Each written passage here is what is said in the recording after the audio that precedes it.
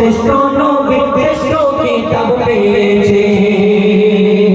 আচ্ছা, এই কোরআন কতদিন ধরে এসেছে, কিভাবে এসেছে, আস্তে আস্তে এসেছে না একবারে আমার পাঠিয়ে দিয়েছে? যেরকম কবি ছন্দের মাধ্যমে লিখছে, দেখো 22 বছর 5 মাস 14 দিন ধরে 6666 আয়াত নাযিল করে 540 রূপ 114 সূরা কোরআনের 30 পারা